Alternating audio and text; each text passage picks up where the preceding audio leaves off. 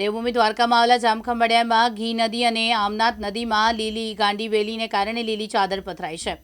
શહેરના ભાગોળમાંથી પસાર થતી નદીમાં ગંદકીનું સામ્રાજ્ય છવાયું છે। શહેરના અનેક બોર અને કૂવાના પીવાના પાણી માટે આ ઘી નદી સ્ત્રોત છે।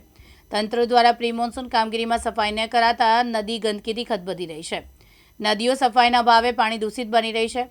ચોમાસા પહેલા ઘી અને ખામનાથ નદીની સફાઈ કરવામાં આવે તેવી માંગ ઉઠી છે। ખંભાળિયા નગરપાલિકાના ભ્રષ્ટાચારી શાસકોની આજીવિકા રૂપી કહીએ કે જેનું નભાવનું સાધન હોય એવી આ ગાંડીવેલ, જે દર વર્ષે એ લોકો આ ગાંડીવેલને સાફ કરવા માટે મસ્ત મોટું બજેટ ફાળવે છે, પણ ગાંડીવેલ એમને એમ ઊભી રહે છે।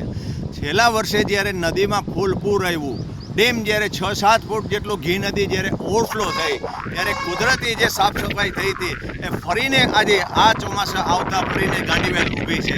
અત્યારે ગાંડીવેલથી ન માત્ર ખાલી પાજ છે ગંદી થાય છે, પણ એક 500 મીટરનું ખાલી એક મોટું એક પાઇપલાઇનનું જે નાખી અને પાજમાં જે ગટરનું પાણી ભરે છે ન ભરે અને નદીના આગળના જે શમશાનથી આગળ જો પહોંચાડી દઈએ તો આ ગાંડીવેલના સામ્રાજ્યમાંથી ખંભાળિયા ગામ છે મુક્ત થાય।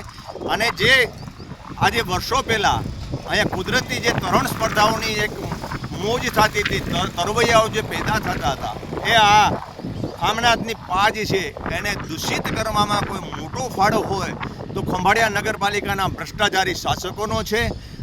2 વર્ષ પહેલાં અહીંયા એક ખાતમુહૂર્ત થયું હતું ખામનાથ નદી પાસે એક બ્યુટિફિકેશનનો। એક ખાતમુહૂર્ત માટેના જે હજારો કરોડોના તાઇફાના જે વચનો આપ્યા તે ખંભાળિયાની પ્રજા હાજી એ બ્યુટિફિકેશનની અને ગંદા પાણીની કેનાલની વાટ જુએ છે। અમારી સરકાર પાસે અને જિલ્લા વહીવટીતંત્ર પાસે માંગ છે કે અમને તાત્કાલિક આ ગાંડીવેલના આ સામ્રાજ્યમાંથી મુક્ત કરાવી અમારા આરોગ્યનો, અમારા સ્વચ્છ પાણીનું વિચારે અને આ જે ખામનાથનું પાજ છે એમાંથી જે બોર કૂવા રિચાર્જ થાય છે એમાં ગંદુ પાણી ન ભળે અને લોકોનું આરોગ્ય ન બગડે એની તકેદારી રાખે। જયસુખ મોદી, દિવ્યાંગ ન્યૂઝ, જામખંભાળિયા, દેવભૂમિ દ્વારકા।